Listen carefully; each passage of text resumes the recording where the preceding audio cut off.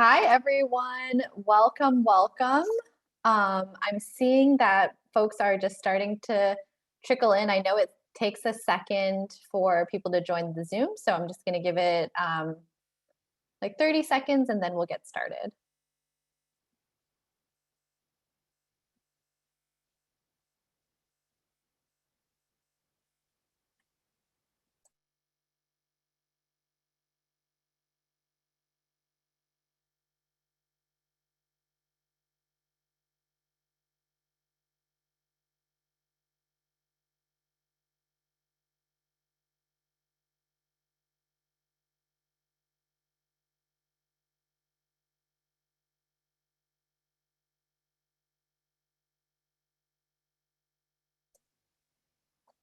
Wonderful. So it looks like many people have joined in, which is exciting.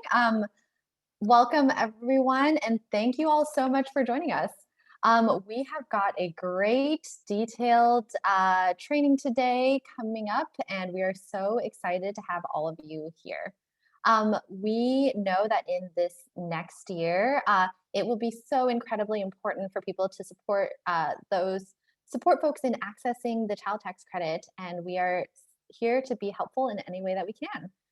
I am already seeing that some folks have raised their hands. Roxy will chat you and see if she can help support with that. In the meantime, I have also gotten a couple questions. Yes, this training is being recorded and will be posted online, so you will be able to share it afterwards. So I am Jenny Huang. I'm the Outreach Manager at the Center on Budget and Policy Priorities Get It Back campaign. Today, we will also be hearing from Roxy Keynes, who is the Director of Outreach at the Center, and Courtney O'Reilly, who is the Director of the Navigator Program Manager, at Code for America. And then we'll also be hearing from Christine Tran, who is our incredible outreach intern. So on the next slide, you will see a quick slide on the Center on Budget and Policy Priorities. The center is a nonpartisan research and policy institute and we focus on federal and state policies designed to reduce poverty and inequality in equitable and effective ways. Specifically, Christine, Roxy, and I work with the Get It Back campaign, which is a national effort to connect workers to tax benefits. And in this year, people who are not workers as well, right? So in most years, we focus on the earned income tax credit and the child tax credit and free tax preparation. However, in the past couple years, we have really been working hard on getting people connected to the stimulus checks and now with the expanded child tax credit. So it's been a whirlwind of a year and a half.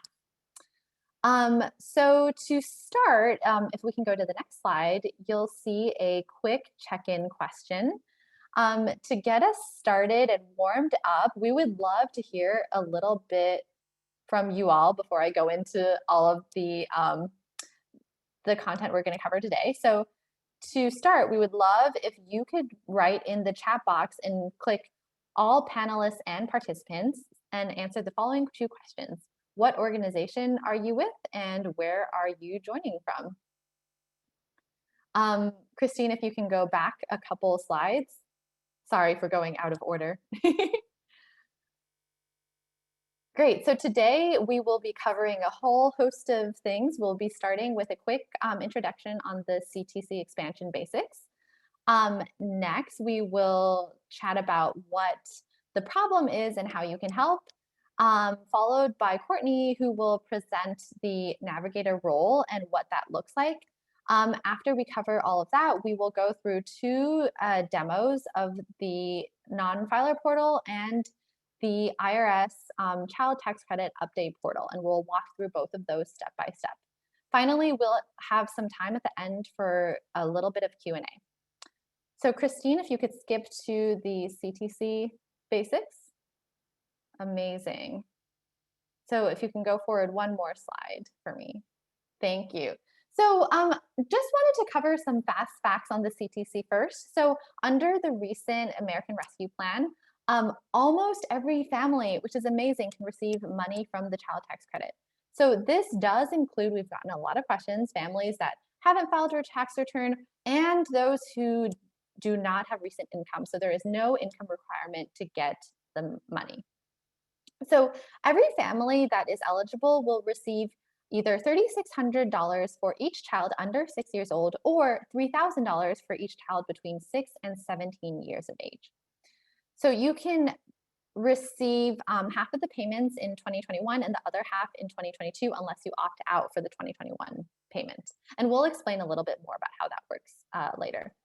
So any child with a social security number is eligible even if the tax filer, so the parent, does not have a social security number, as long as the tax filer has an ITIN. So that's amazing, and it means that a lot of immigrant families are eligible.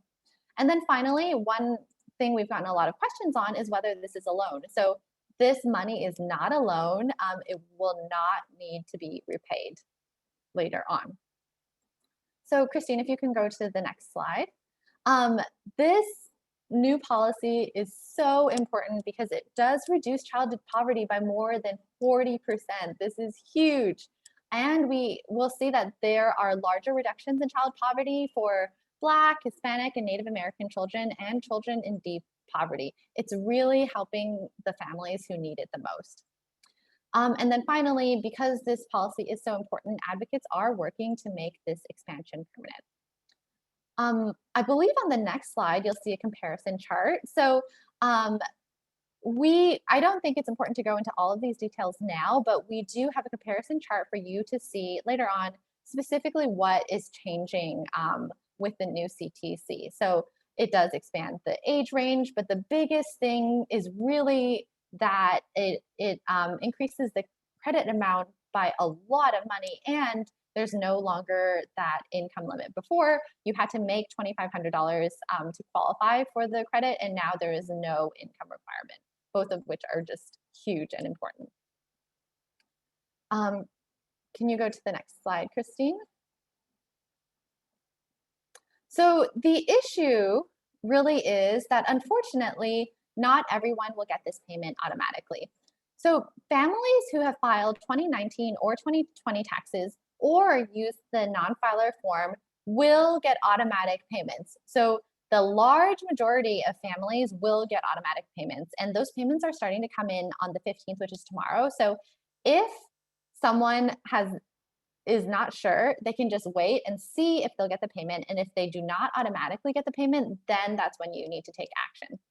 So the families who have not filed yet really face the most barriers, right? So these are folks who, even throughout the past year, did not receive their stimulus checks yet, because if they received their stimulus checks, they would also get the automatic CTC.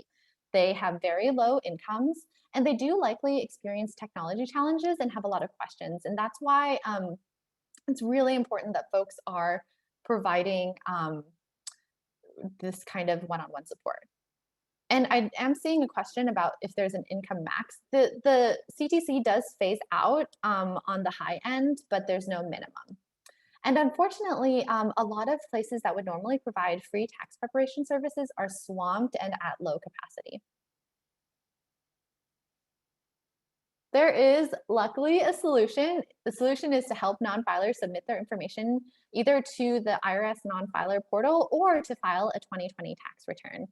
And that is why we are doing our webinar today. That's why we're so grateful for all of you to really step into this role. And with that, I will turn it over to Courtney O'Reilly from Code for America, who will be talking about the Navigator role and what you can do. Perfect. Thank you so much. Hi, everybody. My name is Courtney O'Reilly. I am the Navigator Program Manager at Code for America. And yeah, today I just want to discuss what the Get CTC, or just the CTC Navigator role is. I'm sure many of you on the webinar are interested in how to best help your community access and understand the Advanced Child Tax Credit. And we think the best way to do that is through utilizing Navigators. And next slide. So just a few of our learning outcomes for this training. The first, just understanding what is the Navigator role and what are some of the best practices we've uncovered. And then we'll spend some time specifically discussing what I think is honestly the primary function of a navigator, and that's determining a client's appropriate next steps. Then we'll discuss some next steps and what additional resources are available to you through the Get CTC Navigator page. Slide. First, for just a little background on us. So Code for America is a nonprofit organization that partners with governments to strengthen the delivery of public services through human-centered technology. A few years ago, we became interested in the Earned Income Tax Credit because it's the biggest public benefit for workers. It provides flexible cash that allows people to address their own most painful problems. And we see that there's a dignity in cash that feels different to clients than other forms of support. And as I'm sure most of you are aware at this point, since you're on this webinar, many low-income households are missing out on this money. Next slide. So after listening to households struggling to claim these tax credits and groups already in the field, we partnered with the IRS's Volunteer Income Tax Assistance Program, or VITA, to create a service that is free, trustworthy, simple, available, anytime, anywhere. But the challenge to reach everyone remains, and this is where navigators come in. We know outreach alone is not enough to overcome the challenges households face in obtaining these resources. But trusted navigators with access to the right resources and information can make a huge difference. Next slide. What is a navigator? Well, navigators are trusted community-based guides that help marginalized non-filers utilize IRS tools, understand and complete the process of filing their taxes, and navigate additional challenges related to accessing critical tax benefits, including but not limited to the Advanced Child Tax Credit, the Earned Income Tax Credit, economic impact payments, aka stimulus checks, and other state tax credits. And next slide. So what types of assistance can navigators provide? Well, the first is outreach and trust building. Awareness and trust are key hurdles for marginalized clients, and many clients are particularly fearful of the IRS. Navigators can bring comfort and validation to the process, especially if they're directly or indirectly associated with trusted community institutions or partners. Next is answering basic questions about tax benefits. Taxes can feel overwhelming, and navigators can help by answering basic questions and providing clarity around a variety of topics. Determining which tax benefits a client may be eligible for.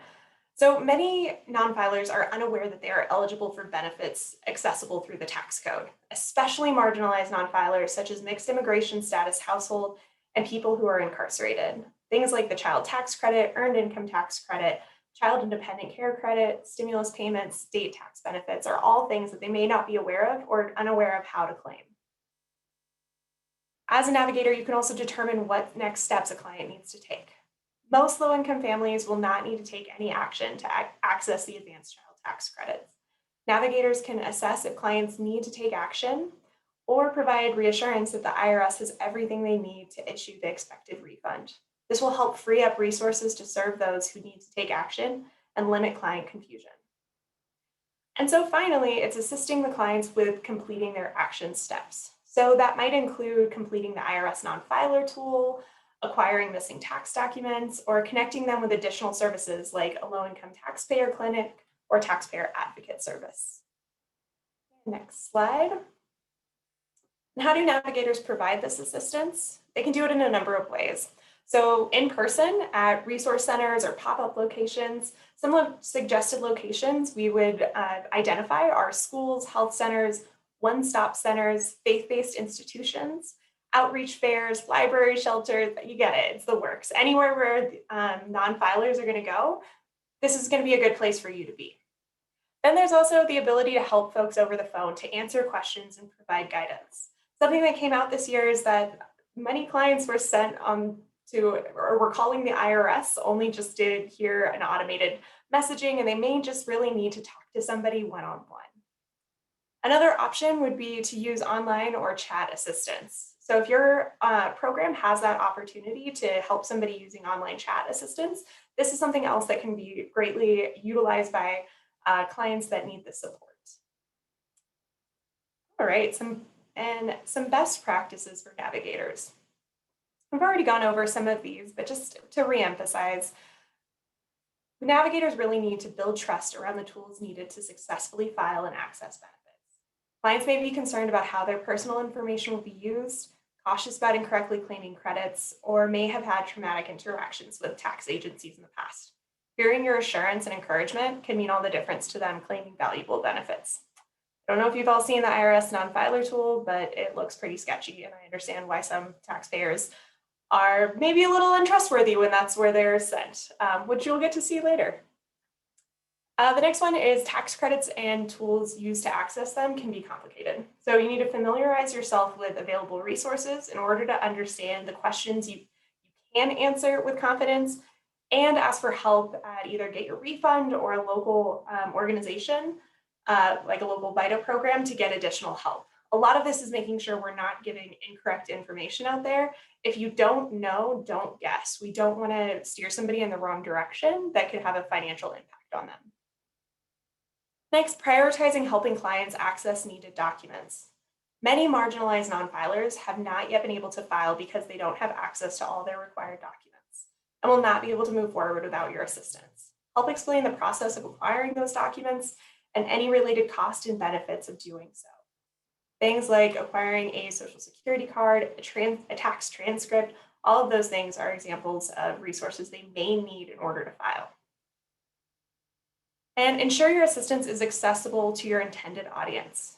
For example, provide assistance with language translation and interpretation to reach immigrant communities, and meet your audiences where they gather, rather than expecting them to come to you. Another best practice, provide access to and assistance with technology. Some clients may just need access to the technology, while others may need more hands-on support in navigating it. Be thoughtful about your client's needs and how to best set them up for success.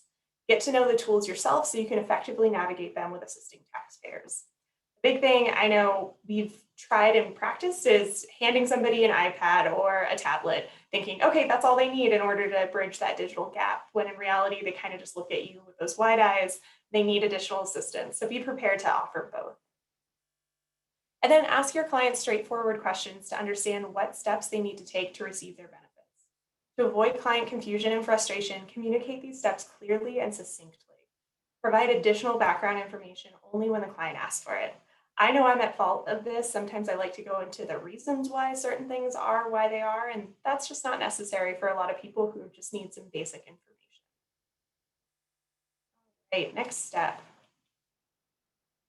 So as I already mentioned, the first thing navigators will need to do when visiting with a client is determining what their next steps are. Don't just jump into what you think it is, but really kind of be thoughtful about going through what do they need to do. And those options include no action at all. Nothing needs to be taken, no steps need to be taken. You just need to provide assurance and understanding of what those next steps are, or what they can expect from the IRS and those payments. They may need help using the IRS Child Tax Credit Update Portal, or help using the IRS Non-filer sign-up tool. There's also the option of going to Get Your Refund for a full service of filing a completed tax return, or to other free tax filing resources in your community. Next slide. So again, this is just an overview of what your client needs to do to access their benefits, including the IRS Non-filer tool, filing a full tax return, the Child Tax Credit Update Portal, and then also where you can go if you aren't quite sure what they need to do and what those next steps are. We'll be diving into a few of those in more depth. So, and next slide. To start, we anticipate most clients will not have to take any action to receive their advanced child tax credit payments. And it's important to help explain this so they don't try to file another return that may slow down the process, or jump through hoops that are actually not productive for their specific situation. If a client filed 2019 tax return, a 2020 tax return, or a non-filer return last year, or already went through this process for the economic impact payment, also they have no significant changes since they last filed, or they will file a 2021 tax return with similar household and income information. They do not need to take any further action. So if they've already filed a return, which for most people who are aware of the stimulus payments or economic impact payments and have already completed a non-filer form last year, nothing really needs to happen unless they need to make some updates. If they've only completed the non-filer return and they did have earned income, and this is where there's kind of a little bit of a caveat, if they did have earned income, there may be a benefit in filing their completed tax return. If that's the case, you may want to refer them to Get Your Refund, which we'll discuss later on. Next slide. So the IRS Non-filer sign-up tool, which I know they'll be demonstrating in a little bit, so you'll get to see that if you haven't had a chance yet, will allow clients to file a simple return in order to claim the advanced child tax credit and economic impact payments. You should help clients use this when they have not filed a 2019, 2020, or non-filer return, they qualify for the child tax credit, or they have not yet received their full economic impact payments amount. And they do not have a filing requirement, nor do they benefit from filing a complete return. I think last year what I witnessed is a lot of people use the non-filer form when they had the intention or needed to file a full return. That can cause a lot of delays and some issues on the back end of filing that completed return after already filing the non-filer form, which means they have to amend that tax return. So just make sure you're asking a lot of these follow-up questions before diving into that. And next slide. So looking at the child tax credit update portal, and this sort of changes on a weekly basis, so just be prepared for that. The CTC Update Portal will serve for a few purposes. Currently, it allows you to opt out of advance payments, view current payments, view your payment history. So as of tomorrow, when payments are sent out, taxpayers will be able to see if their payment was sent. It also allows them to update or add bank account information, which can help, especially for families who may have already moved from their previously filed location. Some expected updates after this point are just making changes to your address. It currently doesn't allow you to do that. I know something that I saw on the CTC Update Portal was an opportunity to change your address in the profile, but that's different than updating your address with the IRS. So just making sure people understand that difference. There'll also be the opportunity to make changes to your dependents and just basic household information. You should help clients use this when they've filed a 2019, 2020, or non-filer form to claim their economic impact payments, but they need to do one of those things: opt out of advance payments, check their payment history, stay tuned check their payment history, or update some of their information that's available right now. They shouldn't have to file a non-filer form to make those updates. It should be through the CTC Update Portal. And next slide. Oh, right. Oh, my little reminder. So make sure on the Navigator resource page that I'll be referencing later, there's an opt-out handout available on that training page, and that explains some of the reasons why somebody may want to opt out of those payments. All right, next slide. So Get Your Refund. So the purpose of Get Your Refund is to file a completed tax return or to get assistance from either a do-it-yourself software or from a VITA organization to filing a complete return, to making sure that you qualify for every tax credit that's available. This is an ideal option if they have not filed a tax return between 2018 and 2020, and they made some earned income during the year. They may not be required to file, but they may be eligible to receive additional money like the earned income tax credit. I always hear from people, well, I'm interested in doing the non-filer form. It seems easiest. Yeah, I worked a part-time job, but I'm not required to file. Well, they might be missing out on thousands of dollars if they don't file a full return. Just something to consider when giving them some of the best advice. The other reason they may need to be referred to this option is if they have a filing requirement and need to file a completed return to stay tax compliant and, again, claim any eligible benefits. Tax certified volunteers are available to help them through the do-it-yourself option or to do it from them using the full service model. All right, and next slide. So now getting into what are some of those Navigator training resources that I've referred to. So to help navigators better serve their clients, Code for America has created resources we think will help folks in more complicated situations. Those resources include how to help clients accurately calculate the recovery rebate credit When you're filing the non-filer form, that's something that needs to be filled out in order to claim any missed stimulus payments or economic impact payments. And it can be a little bit complicated trying to figure that out. So we created a handout to help calculate that. Why clients may want to opt out of advanced child tax credit payments. So who may have a repayment requirement, who also, even if they will qualify for the full advanced child tax credit payments, we know some clients use that to offset some of the taxes they owe for other purposes. So maybe they want to keep that full refund for tax time. So it goes through some of those options. And then coming soon, it should be posted by the end of the week, some possible reasons a non-filer form rejects and some next steps to take. We have seen that a lot of people who are completing the non-filer form, their return is rejected, and it can be really confusing of what does that mean? What do I have to do? Some of it may be you actually already filed a tax return and you don't need to do anything. And this is that reassurance that one has already been filed and accepted by the IRS.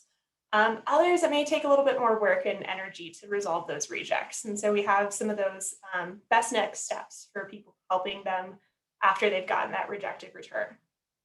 In addition, we're excited to be able to share some of our some partner guides. So things from Get Child Tax Credit and then the Get It Back campaigns guides that they put together, including the IRS Non-filer portal and the CTC Update Portal.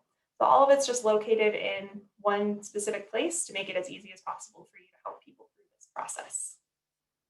All right, and next slide. So thank you. Thanks for listening to me talk about some of these options. You can stay connected on our Navigator resource page. It's the link on the slide, or just email navigators@codeforamerica.org. That's it for me. I can turn it back over. Thank you so much, Courtney. Thank you for sharing those great resources.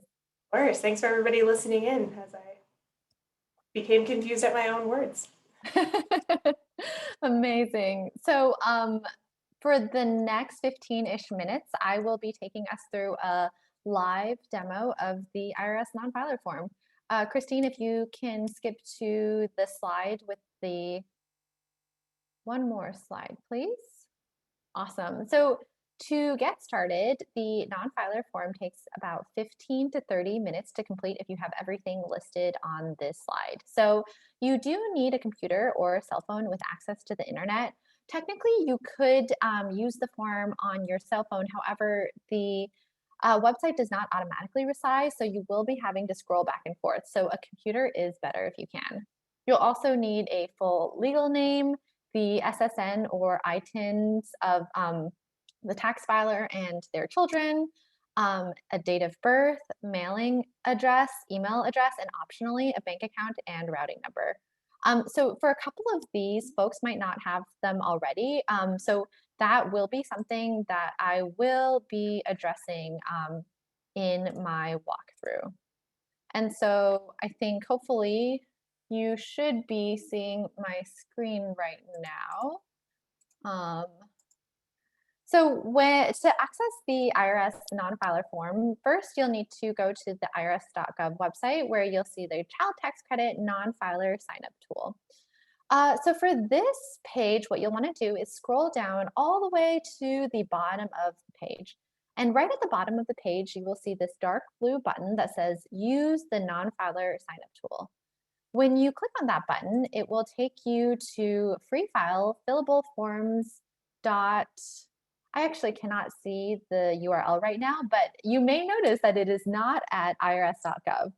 So Intuit did build this form for the IRS using freefilefillableforms.com. This is the official IRS non-filer form, which I know some people are worried about because it doesn't look like it, but it is, so you can trust it. So again, like with the irs.gov website, you want to scroll all the way down to the bottom of the page and click the button that says Get Started. And that will take you to this page, which is the page to create an account. So if you scroll a little bit down, you'll see the different different form items to fill out.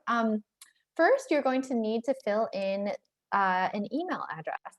So for the purpose of testing out this process, I did create a new email address on Google for this new account. And it did only take about 3 minutes from start to finish. And they did not ask for a cell phone number to verify or anything like that. So if you are working with clients who don't already have an email address, it can be a good idea to have a few options in the back of your mind so that you can help them sign up for an email address at the beginning. It shouldn't take too long, but it does need to be an email address that they can access because you are going to have to verify the email address account later on before you e-file. So once you type in the email address twice, you're going to have to pick a user ID. Here, we just pick non-filer form. You can pick anything that has not already been taken, as far as I know. A phone number is recommended in case someone gets locked out of the account, but is not required. And then finally, you're going to want to pick a password. For the password, it has to be 8 or more characters with upper and lowercase letters, including a number and a symbol. And so you'll have to just type that in twice and then click the blue button at the bottom that says Create Account. Once you click that button, you will be taken, oops.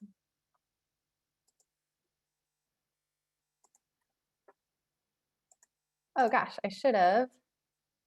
Let me sign back into this. Oop.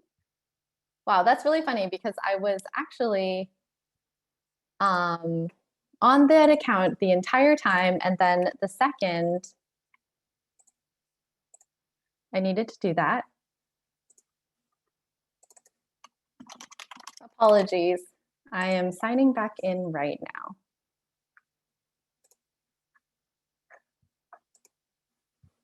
Unfortunately, I'm experiencing a little bit of technical difficulty, so I think we're going to turn to the PowerPoint instead. Christine, could you pull that up? My apologies. I was hoping to do a live run through, but you know, this is what happens. It locks you out after 20 minutes, so this is a good thing to note. Thank you, Christine. If anything, I think these technical difficulties share some of the frustration some clients may have been feeling. So something to be prepared for as a navigator is that they might be frustrated with the process to begin with. Exactly. Amazing.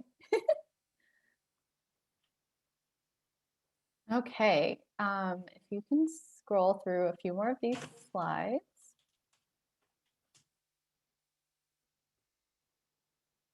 Oh, that's exactly what happened. If you don't use the form for 20 minutes, it will time out. So could you go to the next couple of slides? Great. Thank you, Christine. All right, back on board. So on the form itself, what you're going to do is you're going to see two separate pages. So the first page is where you fill out the tax information, and the second page is where you e-file. So on this first page, you will have to fill out all of the items listed here. Christine, can you actually go to the next slide where there's a screen share? Okay. So this is what the first page of the tax form looks like, which we were hoping to show you live, but that's okay. So what you're going to do at the top is first you're going to have to pick the filing status, so single or married filing jointly. Next, you'll need to fill in the personal information. So you see there that I filled in the first name, last name, and a social security number. For the address box, you can use a PO box there. That is allowed. Wanted to just note there that you may be helping people without a permanent address. So before you start helping people, one thing that can be good to decide is whether your organization can be an address for people to use who do not have a permanent address. And if your organization cannot do this, if there's a local organization who can provide their address. If you do decide to do this, notify your IRS territory manager so returns to this address aren't flagged as an error. For those in the chat, you cannot do married filing separately on this form. It's not allowed. And if you are head of household, just click single. The next box to pay attention to is the box with the dependents. So that's where you're going to want to put in the child's first name, last name, social security number, and relationship to the taxpayer. So here, there's also a column for IP PIN. So that's an identity protection PIN. Include that if your client has received one from the IRS. Otherwise, you can just ignore that column entirely.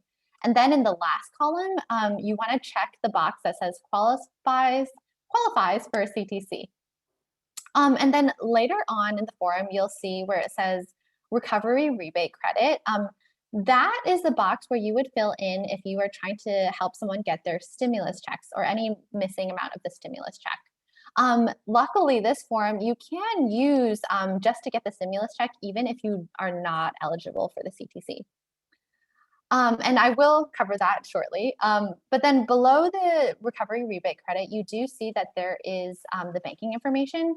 So although the banking information is optional, we do recommend direct deposit if you can, just because direct deposit is the safest and quickest way to get the refund. And if your client does not have a bank account already, there are a few options. If you have prepaid reloadable debit cards, there is an account and routing number associated with that. A few other options include Cash App, Venmo, or PayPal, or opening an online bank account. So if you do not fill that in, you will your client will receive a paper check in the mail. And then finally, identity protection PIN at the bottom, only include that number if you were provided one from the IRS. So if you can go to the next slide. Yes, so we wanted to take a moment to explain the recovery rebate amount. So the recovery rebate credit lets you get any money that you missed from the first and second stimulus check. So before you get started on this, if you're working with a client, you will need to identify how much they have already received from the first and second stimulus checks. There are a few ways to do that. You could, if they have the amounts, if they have the IRS notices that were mailed to them, those will have the amounts. And then if not, if they remember it or if they can check bank statements, those are other ways to find that out. The only thing here to note is that while the IRS will correct the amount for you if you make a mistake, it can delay processing and the return. So you do want to make sure that the person is pretty sure about the amount that they received. If you'll go to the next slide, you will see exactly how to calculate the recovery rebate credit. So what you'll want to do is, again, first, look up how much you received with your first and second stimulus checks. So in this example, it's a single person with a child. And let's say he only received $1,200. I'm using Arthur in this example. Arthur only received $1,200 from the first stimulus check and $600 from the second stimulus check because he did not get the stimulus checks for his child. And so that's why he received $1,800 in total. Next, you would figure out how much you qualify for. So for the first stimulus check, he is single, so he would have gotten $1,200 from self and then $500 for his dependent, which would be $1,700. For the second stimulus check, he would have gotten $600 plus $600 for his dependent, getting him $1,200. The total amount that he should have received is $2,900. Finally, you subtract the amount that you received from the amount that you qualified for. So $2,900 is how much he should have received. You subtract $1,800, which is how much he did receive, to give you $1,100, which is how much he is owed. So if you were filling that out in the recovery rebate section, you would just put in $1,100. Okay, and then the second page is where you fill out some income and personal identification information. Can you go to the next slide with the screen share, please? So on this next slide, you'll see what the form looks like. So the first box is asking for your 2019 adjusted gross income, your AGI. For that number, you will most likely just ignore it because if you filed in 2019, you probably don't need to fill out the non-filer form. You're probably a tax filer. So for most people, ignore that. However, if the person does have a 2019 tax return, you'll just have to look on the return to see what the AGI was. If you did not file taxes for 2019, just put 0 in that box, and then step B, where it says to enter last year's PIN, just ignore that as well. And then finally, at the bottom, you'll see step C says 5-digit PIN. You want to just pick any 5-digit number other than 00000 or 12345. And then you'll enter your date of birth there.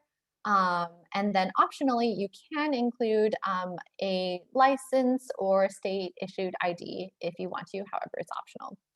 And then finally, you will need to verify your email before continuing to e-file. So before you continue to e-file, there is the button on the bottom of the page that says update your account. So you would click there. Christine, can you go to the next slide? That will take you to a page on the bottom left of the screen. You'll see a box that says update account for non-filer sign-up tool. And so where it says your email address, there's a tiny button that says verify email, which you want to click to. Once you click that, you'll see the screen on the right, which says send verification email. Can you go to the next slide, please?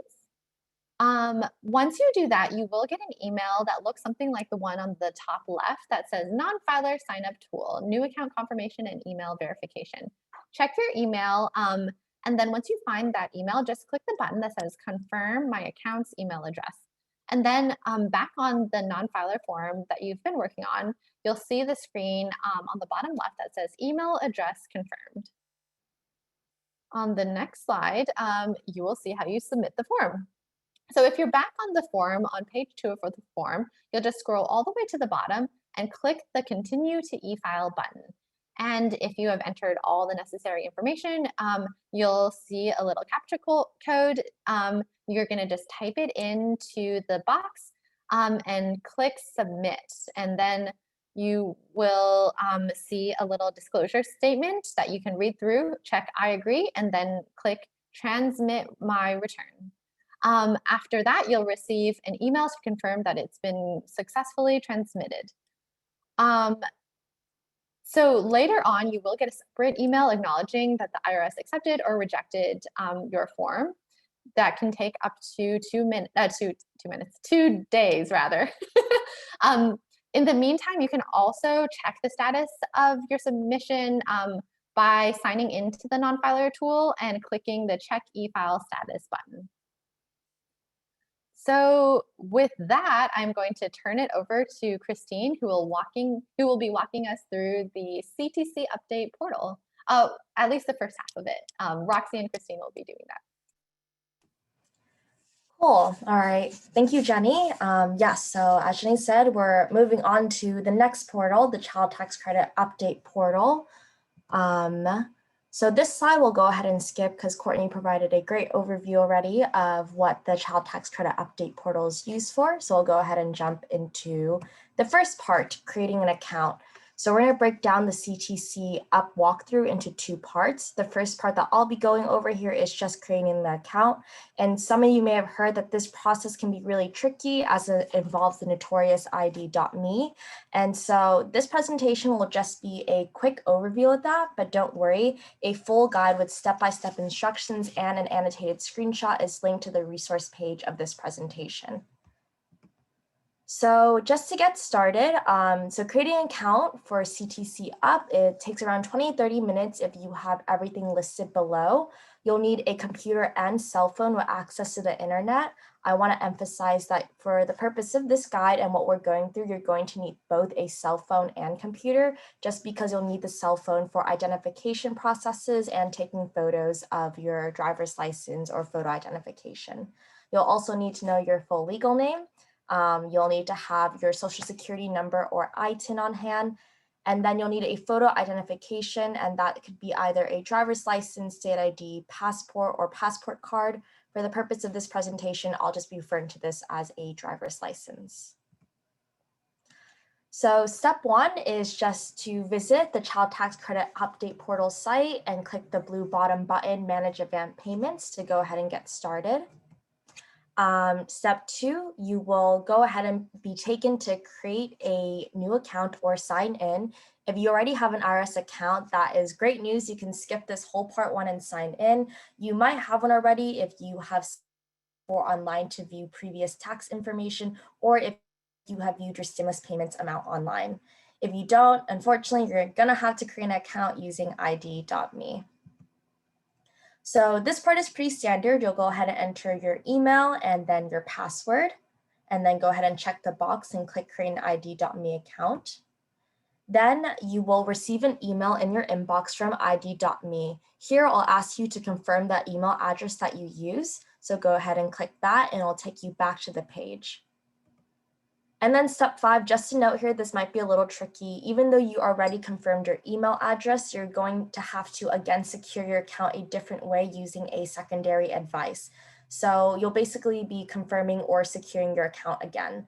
There'll be 5 options you can choose from, but for the purpose of this presentation, we're going with the first option of using a text message or phone call. So for this part, you'll go ahead and enter your phone number. You then have the option of having the IRS or id.me text you a code or call you. We chose the text option, and then you'll receive a 6-digit security code on your phone that you'll then enter on the screen. After, you'll receive a confirmation email again from id.me saying that you had enabled multi-factor authentication, a fancy way of saying that you secured your account. All right, so this part that I said I would summarize is the more tricky part of id.me of uploading your driver's license. So steps 6 to 13 is all about the identity verification process. So first what will happen is that you're going to use your phone to take a photo of the front and back of your driver's license. After you get that submitted, they'll be asking for a live scan of your face or a selfie, which you'll take on your phone as well. After that, you'll be entering your social security number, and it'll bring you to one of the final pages where you will review and confirm the information that is pre-populated on the screen, such as your full name, your mailing address, etc., matches what is on your driver's license. And then you'll receive a confirmation email and be directed to the portal finally.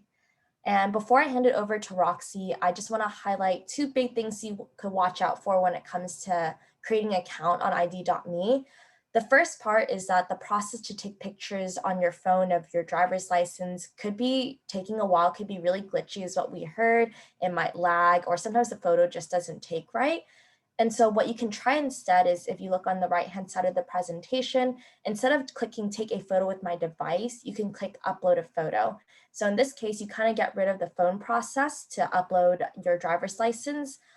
You could just use your computer instead. You would just have to make sure that you already have a file of the front of your driver's license and the back of your driver's license on your computer. And when you can click upload a photo, it'll go ahead and ask you to select a file. The second big thing to note here is when it brings you to one of the last pages of confirming your information. So if you look on the right screen, this information will be pre-populated. You won't have to fill it out, and it's taking this information from your driver's license. This confirmation page is to review your information to make sure that what is on the screen matches your driver's license. This is not the page to make any changes to your personal information or home address. For example, if your address has changed recently or you don't have a permanent address anymore, you can update this information later in the CTC Update Portal. Any updates to this confirmation page that doesn't match your identification document can lead to a delay in the identification process. So that's it for me on creating an account, and I'll go ahead and hand it over to Roxy to explore the actual CTC portal. Thank you so much, Christine. So the CTC portal, as Courtney mentioned, currently has 3 features available, and we'll be adding other functionalities. So we're going to walk through the 3 features. The first is that you can check to see if you're actually eligible to receive the advance payments. And so you'll once you've gone through the process to create an account, you will be at the main page for the Child Tax Credit Update Portal. And so you can look at the eligibility section, and it will say either yes or no in the box for eligibility. You can also check the status if you are eligible for payments to see if you're actually enrolled. So some people may be eligible for payments, but it may not show that they're enrolled.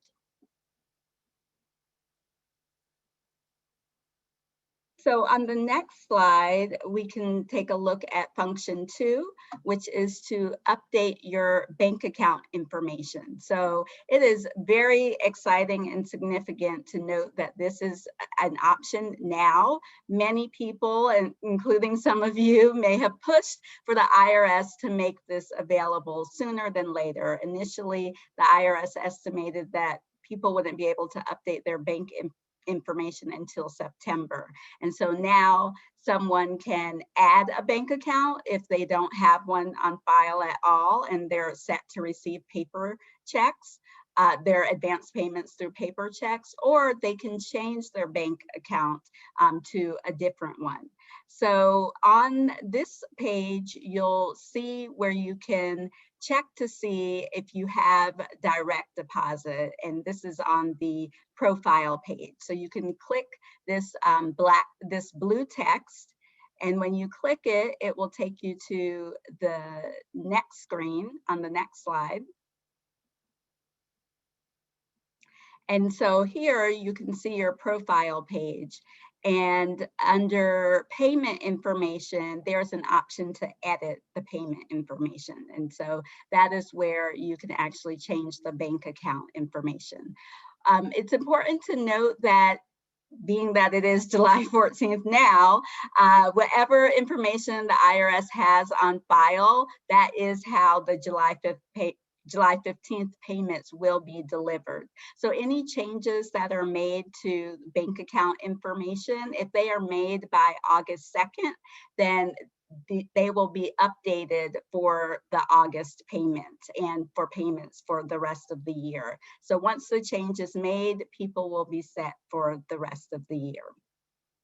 So to actually change the bank account information, again, you would click the blue edit link, and then that will take you to the next screen. And so here you can see what the fields are to actually update your information. It will ask you to enter the bank routing and account numbers, and also indicate if it is a savings or checking account.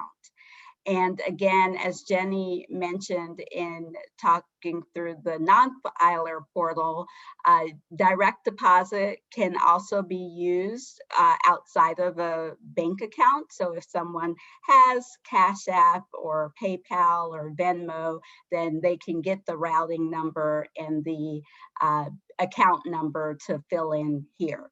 And so when you're finished, you'll check the box that says that you agree to the terms and you understand what it means to update this information, and then hit the blue submit payment info button.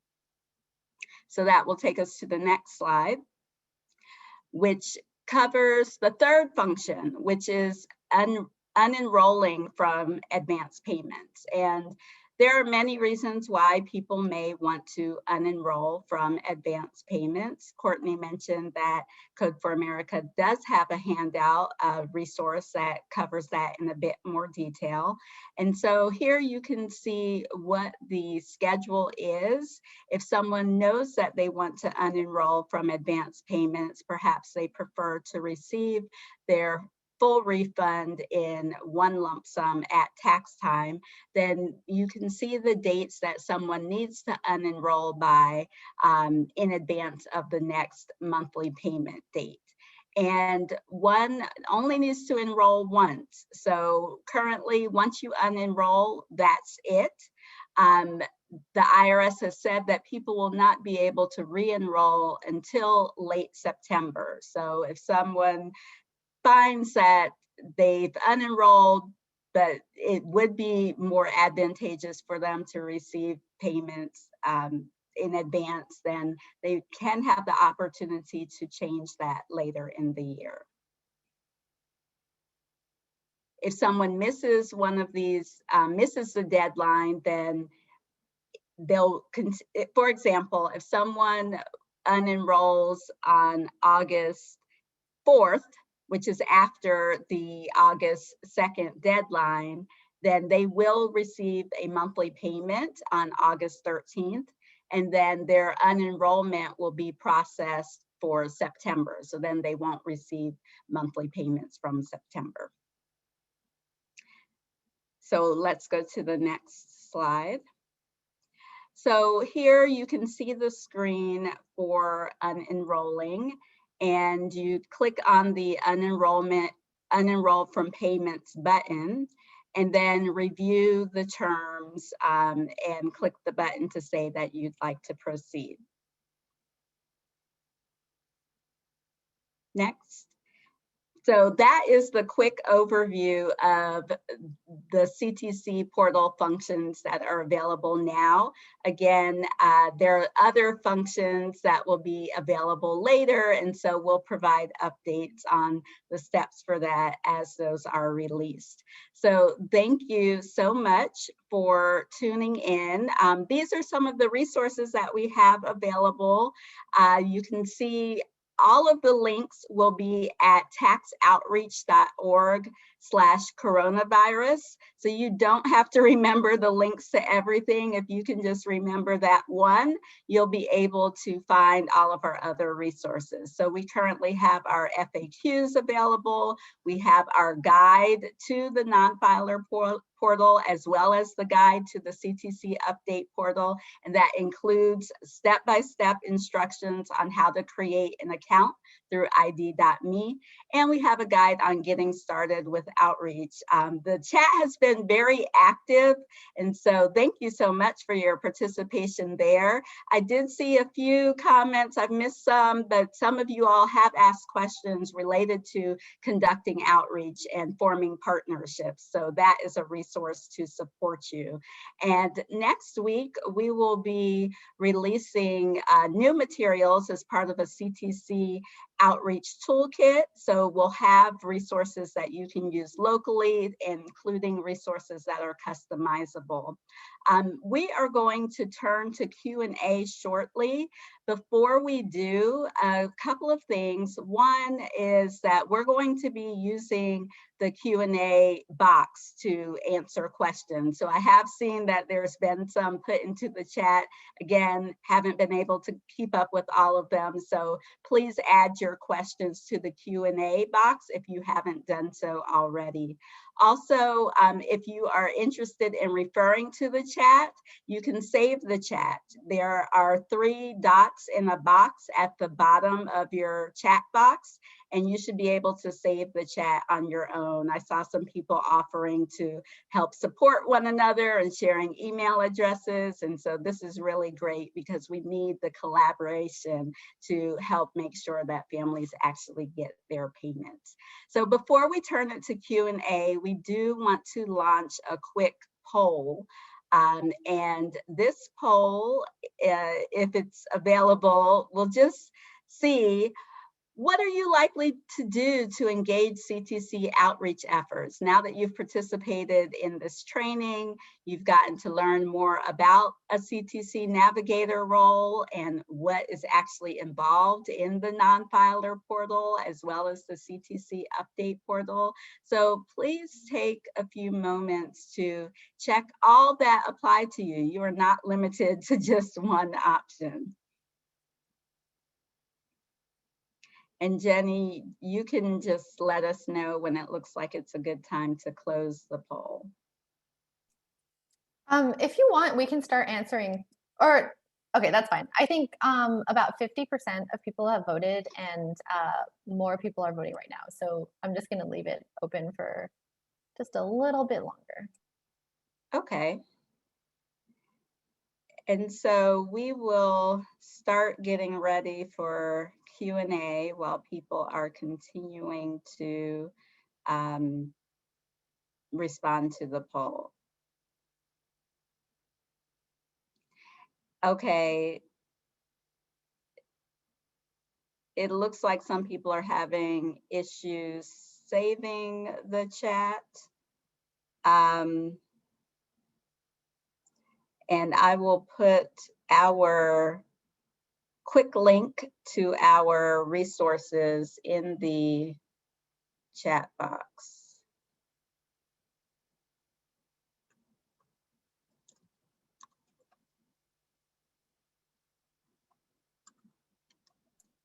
So I just ended the poll and I'm going to share results. I think folks are able to see it now. It looks like 70% will be talking to clients about the CTC and sharing information.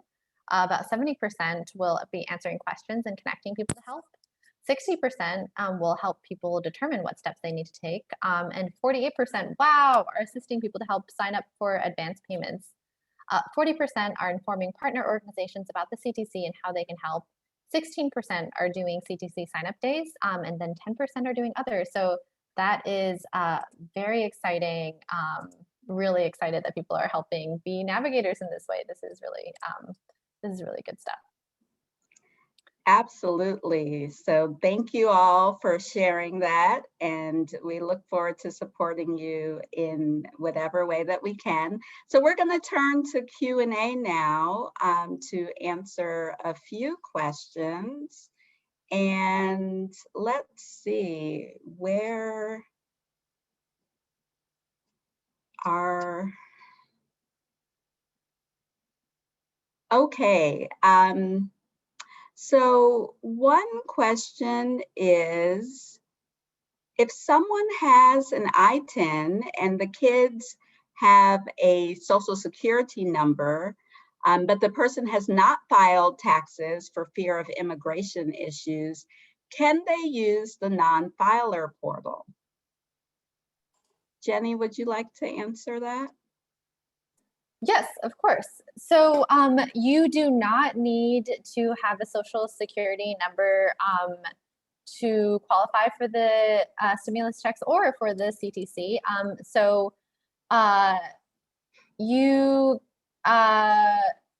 As long as the person's children have Social Security numbers, they can absolutely claim the CTC. So using the non-filer form is a good option. I do want to mention that it is filing a simplified tax return to the IRS. It's not actually that different. And so, yes, it is a great option. And filing a tax return is also fairly safe thing to, it's also a very safe thing for undocumented folks to do, because the IRS is really separate as an agency from the other departments. They don't share information. And so even if you are undocumented, it will not impact your immigration status to file taxes. Thank you. Okay. Courtney, next question for you. Could you please share, who are we calling navigators and what are they trained to do? Oh, that's such a good question. We've had that internal debate a lot. And so navigators, we kind of have this sort of basic navigators idea that this is somebody who does not need to be a tax expert. They can just be somebody who is assisting at a community-based organization or one of these pop-up events. And their job is really just to try to help definitely use the tools that are on the Navigator resource page to help folks determine what are their best next steps.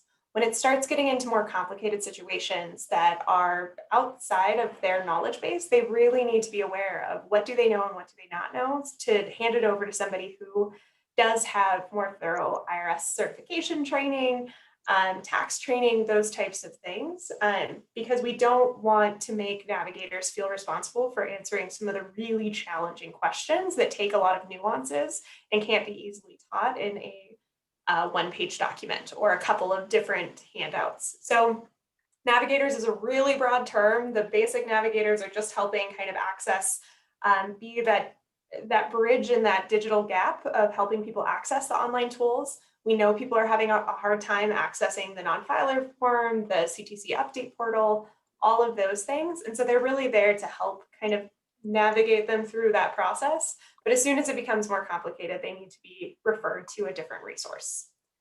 Hope that answers the question. It's a very complicated one. Thank you, Courtney. And could you just share, how does one become a navigator? Sure, isn't a formal onboarding thing. We wanted to make this as broad as we could, knowing that one person could not manage the number of organizations or communities that are interested in helping in this work. But what we do ask is that you go through all of the materials, all the training resources on the Get CTC Navigator page. So if anybody, I know we had kind of a longer link, but if they go to getctc.org, there's a link for community navigators to look through.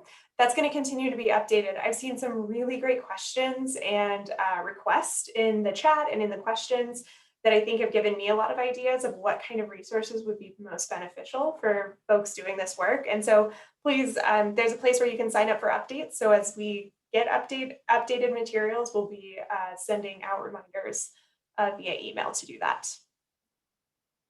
Great. Okay. The next question that I would like to respond to is, are the forms offered in other languages? So the non-filer form and the child tax credit update portal, those are only available in English right now.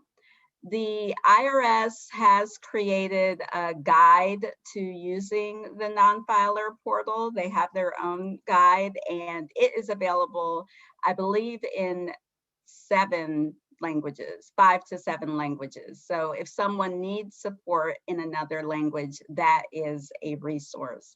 And I believe that there are plans to have the CTC Update Portal, some support in other languages for that as well. That is forthcoming. Next question, Courtney, why would someone want to opt out of advance payments?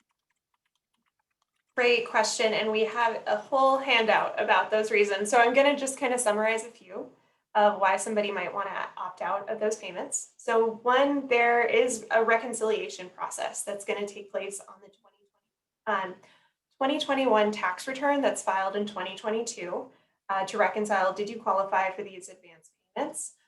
There's what's called a safe harbor amount. So there's certain folks won't have to repay that even if they didn't qualify for it. So looking through that information is all listed on that page. But there is, I know in my previous role in VITA, I know I encountered a lot of people who had shared custody, who would go back and forth with claiming the child. And so these are advance payments for your 2021 tax return. So if you claim the child in 2020, and then correctly somebody else is going to be claiming them in 2021, you may want to opt out of those advance payments to avoid any kind of repayment on your tax return.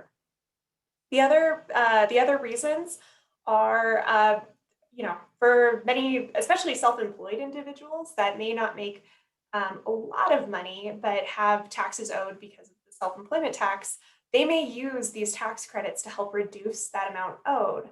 If you're getting those in advance payments throughout the year, as opposed to one large lump sum payment, it might end up causing you to owe at tax time. So some people may want to receive it all as a lump sum to pay down any of those taxes owed. So even though the child tax credit has increased the amount, if you receive the full advance payments, which is half the credit that you're actually claiming on your tax return is going to be slightly less than the $2,000 child tax credit that is normally issued. So that's one other reason. The other one is some people it might have nothing to do with any taxes owed. They may just prefer one large payment. I know talking with clients, some of them, and everybody may have different thoughts on if this is right or if this is correct. But some people may really truly prefer one large lump sum and treat their tax refund as a pseudo savings account and saving opportunity. And that's for individuals to decide for themselves. You may have a program to help them consider some other options, but that's one reason somebody might need to do that.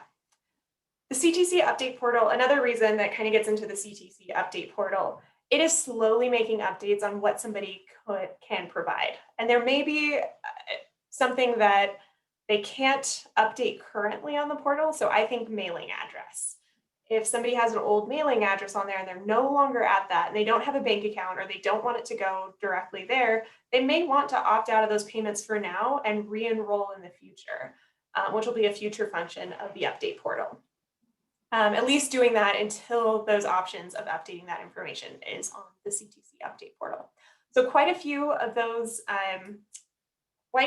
reasons. And so I would just encourage everybody to go to getctc.org and go to the Navigator resource page and look for the document that says opt out of advanced CTC payments. It covers all of those reasons. Great, thank you. That's super helpful. So the next question is, can individuals still file for stimulus payments? This person says they work with some young adults that didn't know they were eligible for them. Jenny, would you like to respond to that one? Yes, and the answer is yes, indeed. Like with the CTC, you can either file a 2020 tax return and do the recovery rebate credit there, so put in the amount that you're owed, or you can use the non-filer form if you are not required to file and you don't want to go through that filing process. So yes, either the non-filer form or the filing a full tax return will get you that stimulus payment. One quick add-on to what was just said is making sure that those young folks are not being claimed by their parents or a guardian on their tax return, and that they aren't, when you're filing the non-filer form, part of it is agreeing that you cannot be claimed as a dependent on somebody else's tax return. So just making sure to ask some of those follow-up questions. I can tell you've worked in VITA, Courtney. Great addition. Great, okay. So again, we'll be sharing the recording and slides from this presentation. So we know we've covered a lot of information and you will definitely have access to it. The next question is, if you don't have any of the documents to create an account through ID.me or through the IRS, how can you set up an account with the IRS? So if someone doesn't have the documents like credit card, a loan of some sort, then they cannot use the IRS account option. ID.me does require the cell phone and the computer. So if someone doesn't have that or have access to it, there is a helpline that is available to help support people to actually be able to set up the account and verify their identity. And I don't know if Courtney, if you've had a chance yet, but we on this line right now haven't had a chance to call the number directly and to see what that process is like. But this is something that the IRS has said will be available, recognizing that some people will not have access to technology or may experience difficulties, as Christine shared, with the process to actually take the picture of one's ID and upload it. Also, I believe that there will be an option to schedule an appointment with some of the IRS taxpayer assistance centers. So those are some options. Courtney, do you have anything to add for that question? I would say that helpline, I've been calling it once a week just to ask, because I think there was a lot of there was the announcement that was going to help in that way, and I thought that was a great solution to some really challenging problems that we've encountered. And so far, it hasn't been able to help in verify somebody's ID or kind of walk through that process over the phone. I would say there are some real issues that are going to prevent somebody from using this. And it's not because of lack of awareness or trust or any of those things.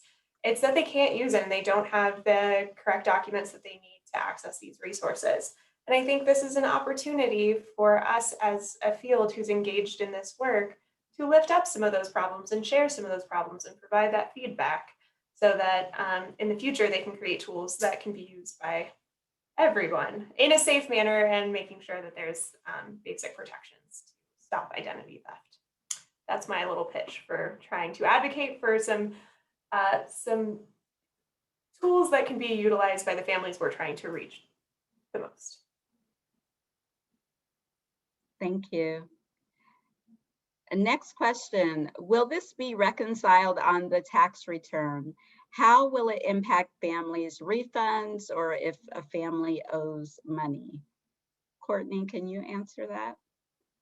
Yeah, so the advanced child tax credit payments aren't counted towards taxable income. So you're not being taxed on these payments. But as I mentioned previously, if you file or if somebody files their 2021 tax return, filed next tax season, and they weren't eligible for those payments and they are not covered by the safe harbor kind of piece of that, they will have to pay those advance payments back. And so that can increase the tax liability or decrease the refunds that they're due. But otherwise, it's not taxable. It doesn't stop you from qualifying for other benefits. It's really important that we get that message out because I think there is some confusion and fear around collecting those payments. One other sort of plug, as we are very concerned about the advance payments because they're happening now, which is great. And I'm glad there's so much momentum around this. We are going to need the same momentum next tax season. So everyone is going to be claiming the first half of this. In order for them to claim the second, they will have to file either a full tax return or use the non-filer form to file a simplified tax return next tax season. So just kind of keep that in the back of your mind as you're making these plans of how to help increase awareness about this. How are you also going to be able to engage, or can you engage next tax season? Kind of took that where I wanted to. That was perfect. Thank you. I also wanted to address, I'm seeing in the chat a lot of questions around the difference between the CTC Update Portal and the non-filer portal. So just wanted to clarify how that works. So the non-filer portal is basically like filing a simplified tax return. So you need to basically get your information to the IRS in order to get the CTC, right? So the ways to do that are either filing a 2019 tax return, a 2020 tax return, or using the non-filer form, which is also a simplified tax return. So that is like one bucket of things that you can do. And you would do that if you haven't already filed a tax return and you need your information to get to the IRS. The CTC Update Portal, on the other hand, is to check your status and where your money is going and all of that stuff after you have already filed a tax return or filled out the non-filer form. So if you are going to get the payments automatically, you can log into the CTC Update Portal to see if you're eligible to opt out of the payments and to update your bank account information. And eventually you'll be able to add any children born in 2021, which was another question we saw in the chat a bunch. The CTC Update Portal, that is the one where you need to go through the ID.me verification process, and you'll need some form of official identification document. You do not need to go through any of that ID verification to fill out the non-filer form. So hope that clears things up a little bit. Thank you so much. So we have a couple of other clarifying questions that would be helpful to address. Let's see.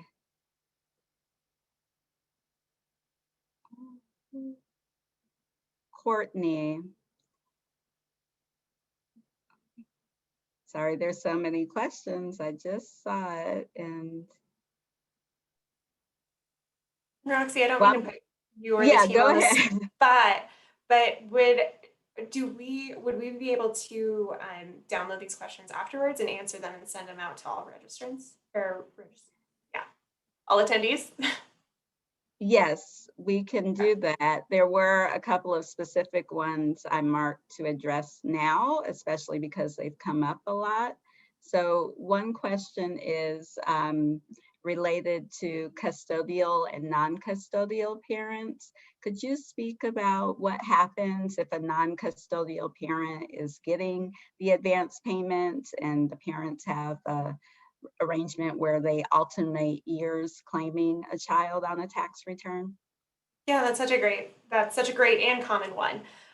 So with the child tax credit, one of the rules is that the child must live with you in the US for over half the year.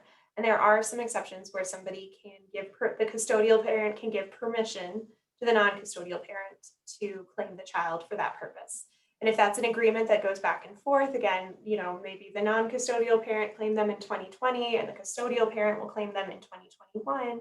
This is one of those issues where the non-custodial parent may want to opt out of those payments, those advance payments, so that they don't, or once the CTC Update Portal is available and offers this option, change their household information so they're not receiving that dependence payment. And then when the custodial parent, if they can add, and I'm going to be honest, I'm still a little confused exactly what the IRS is promising with changing household information on the CTC Update Portal.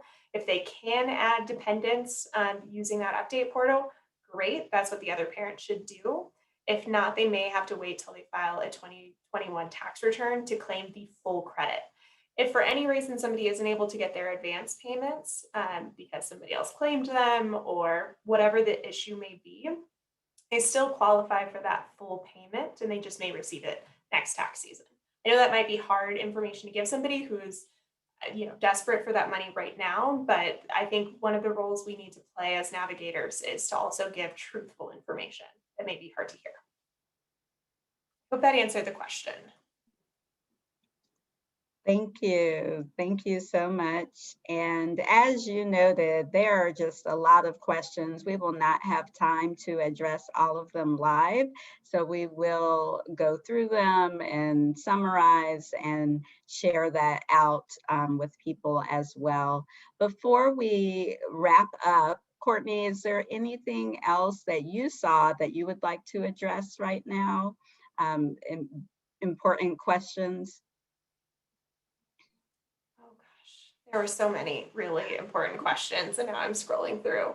I think, kind of off the point I was just making, I think one of the questions I saw was about if somebody already filed a 2020 tax return, but didn't receive their refund yet, can they use the non-filer tool? Unfortunately, no. So the non-filer tool is essentially filing a tax return. And if a tax return has already been accepted by the IRS, they cannot accept another tax return.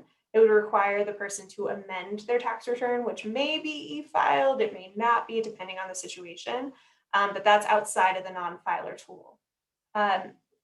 If they haven't received their refund, there's been a lot of reporting on the IRS just backed up on sending out those refunds.